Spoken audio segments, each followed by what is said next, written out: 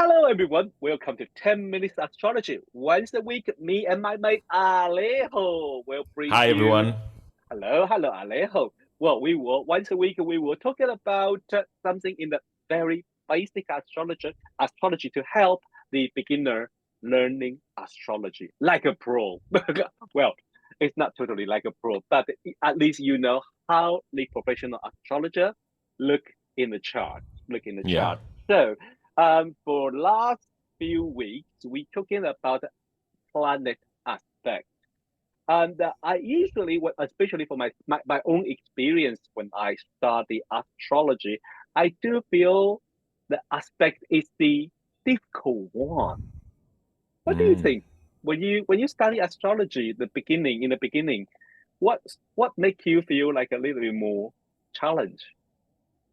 Yeah, I think aspects was a bit of a tricky thing, like a Mm-hmm. dangerous thing. Like when you were Mm-hmm. looking at the charts and you were seeing all of these lines, and I was Mm-hmm. like, oh my God, how do we do this? And Yes. this they look like so complicated.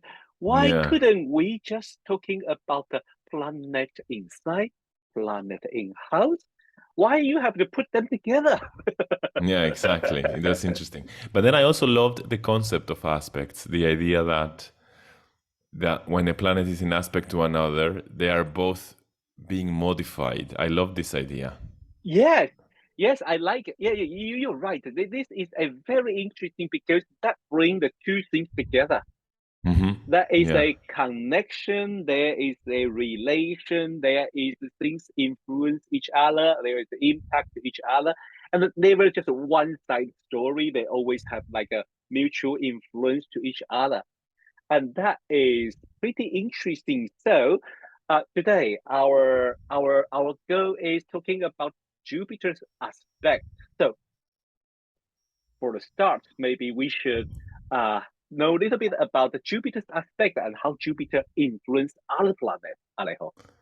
Well, we said that Jupiter has to do with this idea of abundance and Mm-hmm, exuberance, perhaps. mm-hmm, So when Jupiter is in aspect to a planet, what it does is to magnify it, let's say, to create this sense of expansion. Jupiter is mm-hmm, about expansion. So when Jupiter is aspecting a planet, it will probably expand whatever that planet that is.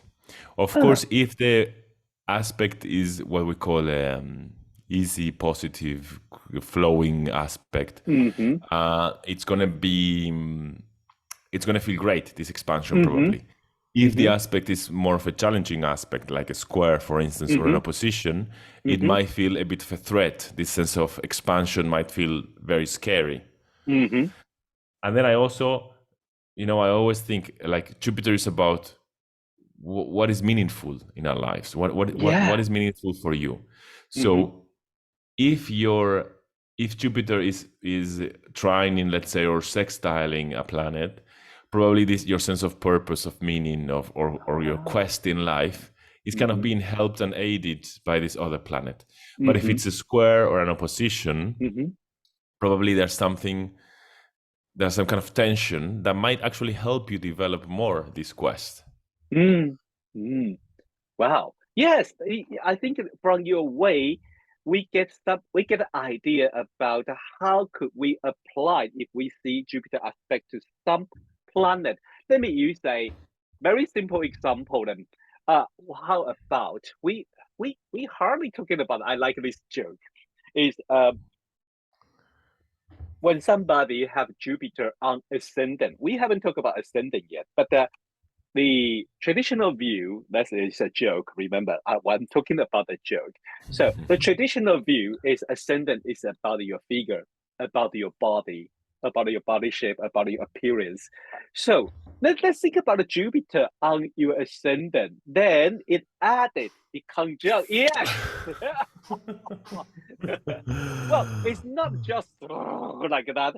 It could be because it could be like maybe a long arm or a Yeah, long feet, depending on what side it is. But exactly the expansion of your figure, expansion of your uh, body. appearance, Yeah, body. But it could be another way. It could be a short man, but is a very knowledgeable, right? it A, could a, be. I mean, a yeah. scholar, philosopher type person. I would also say, from a psychological perspective, it could be somebody who feels identified with Jupiter, so they feel they're lucky. They feel the gods are on Ah, their side. You know how these people so they, this is not just a one-way explanation. yeah. It could be so many layers, like you focus on the psychology bit, and when you say they feel they are lucky, uh, I just a couple days ago I see a meme so interesting. So say the Greek mythology is at least huge, but if a Greek mythology when Zeus is not horny, Goes very small, yes. yes, it is nearly big part of a Greek mythology is because Zeus did something naughty and the story started. I like Yeah. that because I want to refer this to our friend Lin Bell. There's a 1 year she's talking about the Jupiter, especially from the Jews view. This is naughty Jews view. He say Mm. naughty Jews make a lot of lady pregnant, and this pregnancy is the growing of a hope about a Mm. heroic journey.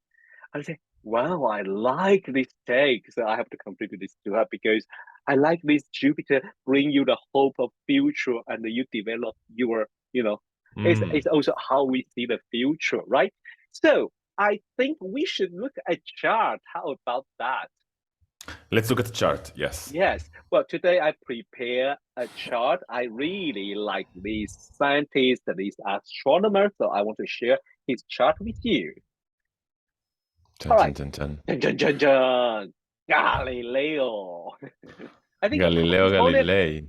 Galileo. And you just think about what's the music band? Queens, right? Is thinking about a Galileo. That is so difficult. Anyway, for me. All right, let's see. I choose this chart because first, my I remember when every time I think about Jupiter, I would think about him. Why? Ah. Because he is the person I think, as I know, first used the telescope. Not he invented. He first used telescope to observe the outer space. So he Mm. bring our view. He bring our view step out of this Earth focused on the. And when we see the sky, we only see stars. No, he even see the Jupiter's moon. And for me, that is whoa. Mm. So this is his chart, and then when we turn on his chart, we can see very interesting. The first thing we see, he has Jupiter conjunct Saturn. So should we work Yeah. on this, and then we maybe use another thing for maybe the practice or exercise? So when Jupiter conjunct Saturn, what could happen? I think it's very interesting. So Saturn is about limits and restrictions, and Jupiter, we're saying it's expanding. So I would Yeah. say it's a possibility of expanding our frontiers, expanding our sense of boundary. So this Mm, could be felt two ways, I think.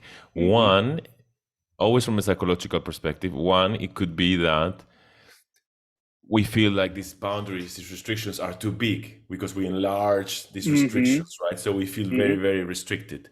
Mm-hmm. But, in his case, I would say the other thing happened. Maybe what he did was to expand the sense of where's the limit. Where's the limit Ah, towards what you can see? You were saying like we got to see farther away, right? So uh-huh. this is of expanding the body of knowledge, the structure of knowledge of Mm-hmm. science to make it grow, right? Yeah. So both feelings could coexist. Maybe he was feeling there was a kind of restriction in science, so he Yeah. worked in order to expand that Mm-hmm. sense of boundary. Yes. Mm-hmm. Mm-hmm.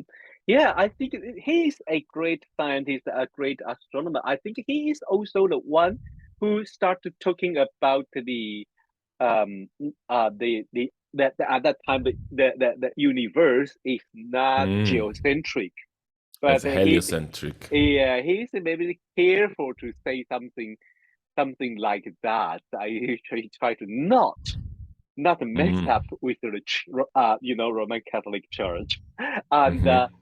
but thanks of him, we have a lot of knowledge to extend it, and then to see the concrete evidence out there. There is Yeah. not. just you and me and Earth and Jesus Christ. Yeah, Yeah. so this is very interesting. Should we use another example to help our audience to do a little bit of, exercise? Well, I would say there's a very tight sextile between Jupiter and Mars. Oh, I like this.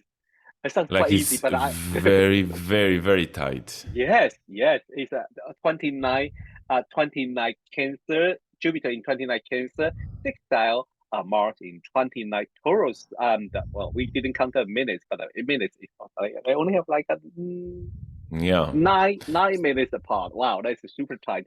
So one thing, maybe our audience probably we never mentioned it before, but my view about a tight aspect when the aspect is like a the orbit is at least than 1 degree or even less than like 10 minutes or something, are usually quite crucial. It's usually like it didn't give you a space to avoid it. You have to face it. You have to take it on. That's my view. That's my personal Yeah. view about a tight aspect. Like an aspect with a loose view, with a loose orb.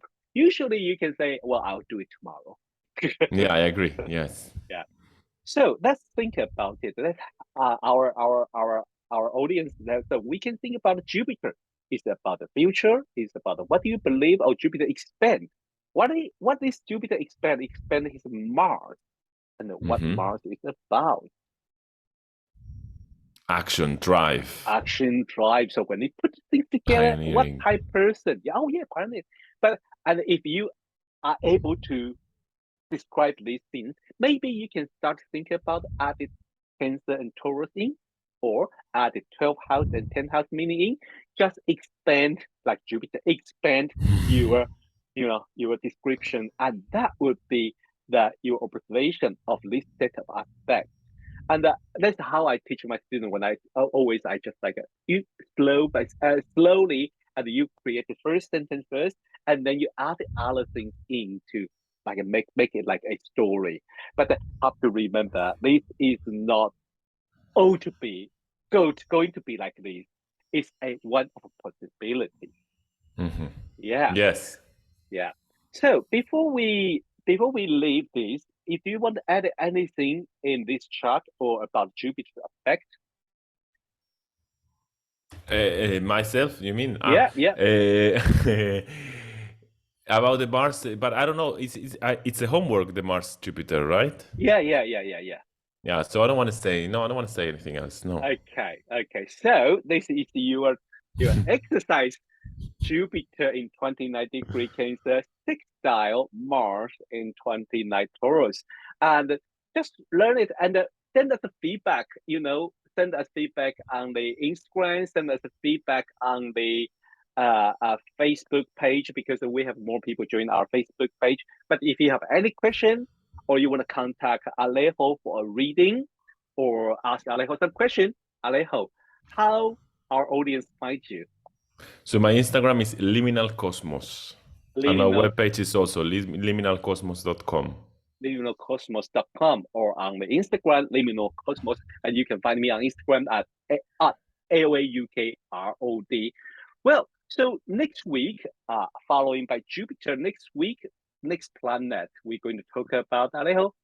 Saturn, which I think I was very taken by the chart because Saturn is conjunct Jupiter. So Yeah. because we were focusing on aspects of Jupiter, we were focusing on how does Jupiter relate to Saturn. But I think it Mm-hmm. might be interesting to think the other way around, and we're going to see it next Maybe we can time. use the same chart to talk about and from Saturn's view. How about that? Yeah, Yeah, that would interesting. be very interesting. Okay, thanks guys for watching and listen 10 minutes astrology once a week. Me and Alejo talking about astrology, especially to help the beginner to learn astrology. So next week we're going to talk about Saturn's aspect. See you next week. Bye bye. Bye.